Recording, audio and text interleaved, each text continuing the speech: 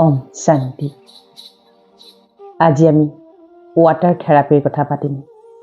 কিদৰে আমি ঘৰতে পানীৰ দ্বাৰা ঘৰখনৰ ভিতৰৰ নিগেটিভিটি, ঘৰখনৰ ভিতৰত থকা প্ৰতিটো আত্মাৰ সন্তান সংসাৰত থকা যিসকল ব্যক্তি থাকে আপোনাৰ লগত, যদি কাৰোবাৰ নিগেটিভ সংস্কাৰ আছে, বেয়া সংস্কাৰ আছে, তাৰ খং বেছি, কিবা বেছি ইত্যাদি, যাৰ যিবিলাক স্বভাৱ চৰিত্ৰৰ কাৰণে গৃহকণ্ডল হৈ থাকে বা ঘৰখনৰ ভিতৰখনত থাকিবলৈ ভাল নালাগে, পৰিৱেশটো কিবা ভাল নালাগে, বহুতৰ প্ৰশ্ন আহে মোলৈ যে ঘৰখনৰ ভিতৰত কিবা মনটো মৰি যায়, থাকিবলৈ মন নাযায়, ঘৰখনৰ ভিতৰত থাকিলে মনটো কিবা ভয় লাগে, এনেকুৱা ধৰণৰ যিবিলাক প্ৰব্লেম চলি আছে, ৱাটাৰ থেৰাপিৰ দ্বাৰা কিদৰে আমি নিমিষতে ঠিক ঠাক কৰি ল'ব পাৰোঁ। ঘৰখনেই হৈছে আমাৰ আশ্ৰয়স্থল। ঘৰখনেই কলৈ যাম, ঘৰখনেই আমি ক'ত থাকিমগৈ।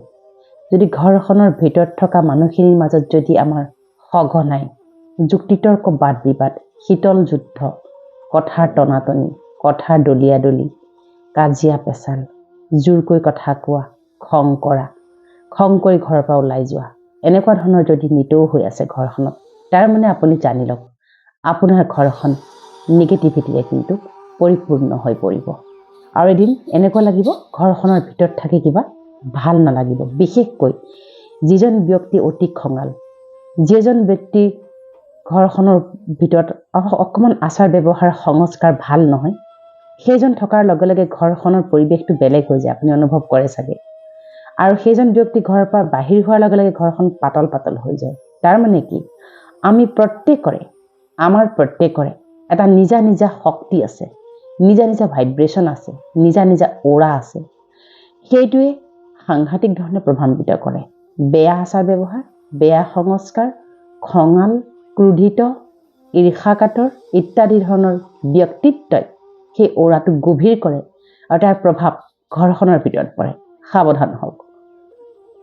যদি আপোনাৰ তেনেকুৱা আছে, কিবা আপোনাৰ যদি মনত তেনেকুৱা ধৰণৰ ভাৱ আছে, আপুনি যদি তেনেকুৱা ধৰণৰ ব্যক্তি বা আপোনাৰ ঘৰত যদি তেনেকুৱা ধৰণৰ ব্যক্তি আছে, তেতিয়াহ'লে মানুহজনৰ লগতে, সেই ব্যক্তিজনৰ লগতে বা আপোনাৰ নিজৰো যদি তেনেকুৱা আছে, সেই ব্যক্তিজনৰ লগতে ঘৰখনৰ কিন্তু পৰিৱেশটো, ভাইব্ৰেশ্যনটো আৰু শক্তিটো কিন্তু আপুনি ঠিক ঠাক কৰি ল'ব পাৰিব এই ৱাটাৰ থেৰাপিৰ জৰিয়তে। গতিকে কি কৰিব লাগিব? সৰ্বপ্ৰথমে ৰাতিপুৱা শুই উঠিয়েই সৰ্বপ্ৰথমে অলপ পানী ল'ব আৰু বহুতেই পানীখিনিত যদি ফুল, তুলসী, দুবৰি বা কিবা দিব বিচাৰে দিব পাৰে, কোনো ডাঙৰ কথা নহয়, দিব পাৰে। কিন্তু অন্যথা কম পানী ল'লে হ'ব, ভাল পানী ল'লে হ'ব। আৰু এটা পৰিষ্কাৰ তামৰ পাত্ৰই হওক বা ঘটিয়ে হওক, যিয়ে হওক, আৰু পাত্ৰটো নতুন হ'ব লাগে, লৈ সৰ্বপ্ৰথমে সেই পানীখিনিত আপুনি কিছুমান মহামন্ত্ৰ মাতিব লাগিব। মাতি পেলাই সেই পানীখিনি পৰাপক্ষত প্ৰতিটো ৰুমত ছটিয়াব লাগিব। তাৰোপৰি যিসকলৰ এই প্ৰব্লেমটো আছে, তেওঁক আপুনি কায়দা অনুসৰি খুৱাব লাগিব।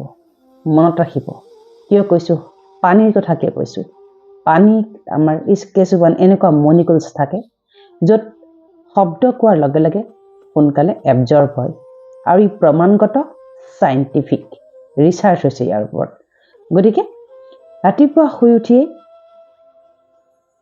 কি কৰিব, এটাতো সেই পাত্ৰত পানী ল'লে, আনহাতে একচৰীয়া পানী যিকোনো বহল পাত্ৰত এচৰীয়া পানী মেইন হল ঘৰটোৰ ভিতৰত থ'ব।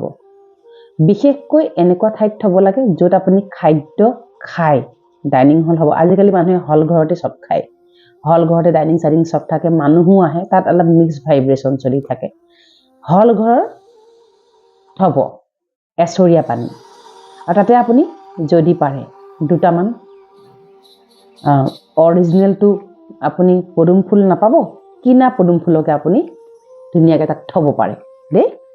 তাৰোপৰি সতেজ ফুল থাকিলে ফুল কেইটামান ছটিয়াই থ'ব। আৰু খোৱা কৰ্পূৰ তাত আপুনি মিলাই থ'ব। এইখিনি কৰি থোৱাৰ পিছত হাততো সেই পাত্ৰটো ল'ব, লৈ পেলাই সন্মুখত পানী চৰিয়াটো আৰু সন্মুখত হাতত পানী পিতলা তুলি পেলাই অন্তঃকৰণৰে এক ধ্যানত কোনোফালে মনোযোগ নোযোৱাকৈ কোনোৱে শুই উঠাৰ আগতেই আপুনি এইকেইটা মহামন্ত্ৰ পানীখিনিলে একেথৰে চাই আপুনি ক'ব লাগিব। কওঁতে মনত ৰাখিব, কওঁতে এক ঈশ্বৰ আল্লাহ গড ভগৱান নিৰাকাৰ পৰম পিতা পৰমাত্মাক স্মৰণ কৰি ক'ব লাগিব, সেইটো নাপাহৰিব খালি। গতিকে কি ক'ব? প্ৰথমতে ক'ব, এই পানী সাধাৰণ পানী নহয়, এই পানী মহা অমৃত। এই পানীত স্বয়ং প্ৰভু ভগৱন্ত পৰম পিতা পৰমাত্মাই কৃপা দৃষ্টি আৰু আশীৰ্বাদ ঢালি দিছে। অনুভৱ কৰিব, আকাশ মাৰ্গৰ পৰা যেন এটা জ্যোতি বিন্দু ৰূপত স্বয়ং প্ৰভু ভগৱন্ত পৰম পিতা পৰমাত্মাৰ পৰা বহু শক্তিৰ কিৰণ যেন লাহে লাহে আহি পানীখিনিত পৰিছে। অনুভৱ কৰিব, কেৱল অনুভৱ। তাৰপিছত ক'ব, এই পানীত স্বয়ং প্ৰভু ভগৱন্ত পৰম পিতা পৰমাত্মাই সুখ শান্তি আনন্দ শক্তি পবিত্ৰতা দিব্যতা সফলতা সন্তুষ্টতা প্ৰেম আনন্দ আৰু শক্তি কিৰণ ঢালি দিছে। এই পানী মহা অমৃতলৈ ৰূপান্তৰিত হৈছে। এই চৰিয়াত মোৰ সন্মুখত থকা চৰিয়াত থকা পানীখিনি ঘৰখনৰ প্ৰতিটো আত্মাৰ নিগেটিভ শক্তিসমূহ টানি লৈছে। মোৰ চকুৰ সন্মুখত থকা এই পানীৰ চৰিয়াটোত মোৰ ঘৰখনত থকা প্ৰতিটো আত্মাৰ বেয়া সংস্কাৰ, নিগেটিভ ভাইব্ৰেশ্যনবিলাক নিজে নিজে আহি পানীত সমাহিত হৈ গৈছে।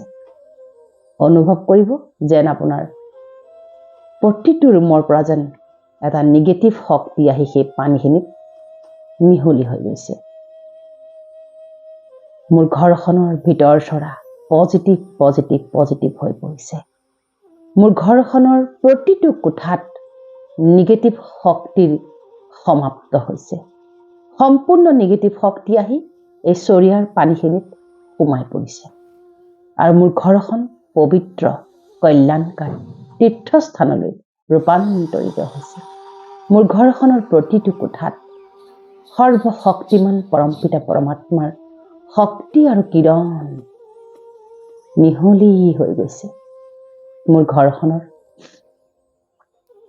প্ৰতিটো কোঠাত শান্তি আনন্দ সুখ বিৰাজমান হৈ পৰিছে। এই ঘৰখনত থকা প্ৰতিটো আত্মাৰ মন বুদ্ধি শান্ত শীতল আৰু সম্পূৰ্ণ কল্যাণকাৰী হৈ পৰিছে। প্ৰতিটো আত্মা শান্ত আৰু জ্ঞানী হৈ পৰিছে। প্ৰতিটো আত্মাত পৰমাত্মাৰ শক্তি সমাহিত হৈ পৰিছে। প্ৰতিটো আত্মা নিৰোগী সুস্বাস্থ্যৱান দীৰ্ঘায়ু নিৰ্বিকাৰী হৈ পৰিছে। আমাৰ ঘৰখনৰ মাজত মিলা প্ৰীতি বাঢ়িছে। আমাৰ ঘৰখনৰ প্ৰতিটো আত্মাৰ মাজত নিস্বাৰ্থ প্ৰেম মৰম শুভকামনা শুভভাৱনা আৰু কেৱল আশীৰ্বাদ প্ৰবাহিত হৈছে। প্ৰত্যেকটো আত্মাই ক্ষমাশীল দয়াশীল বিশাল অন্তৰৰ অধিকাৰী হৈ পৰিছে। আমাৰ প্ৰত্যেকটো আত্মাৰ মাজত সহযোগিতা আৰু নিস্বাৰ্থ ভাল পোৱা প্ৰেম স্থাপনা হৈছে। মোৰ এই ঘৰখন স্বৰ্গ। মোৰ এই ঘৰখনত স্বয়ং প্ৰভু ভগৱন্ত পৰম পিতা পৰমাত্মাই নিবাস কৰে। এই ঘৰখনত থকা প্ৰতিটো আত্মা শান্ত জ্ঞানী স্থিৰ প্ৰতিটো বিকৰ্মৰ পৰা মুক্ত হৈ পৰিছে। মোৰ ঘৰখন পৰমাত্মিক শক্তিৰে বান খাই পৰিছে।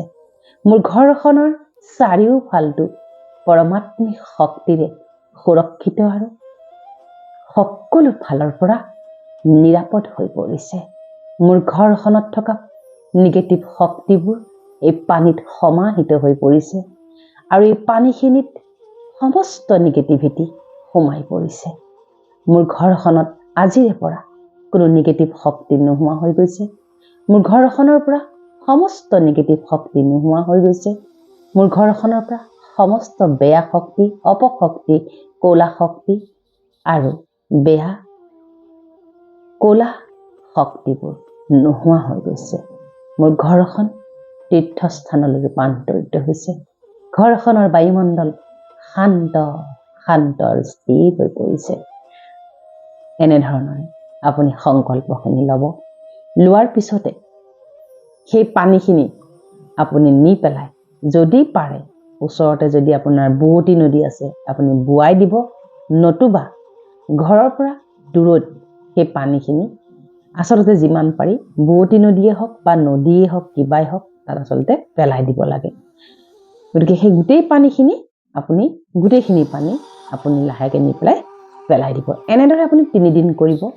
তাৰ পিছতে আপুনি লাহে লাহে হাতত যিটো পাত্ৰলৈ পানী চাৰ্জ কৰি আছিলে সেই পানীখিনি সম্পূৰ্ণৰূপে চাৰ্জ কৰিব।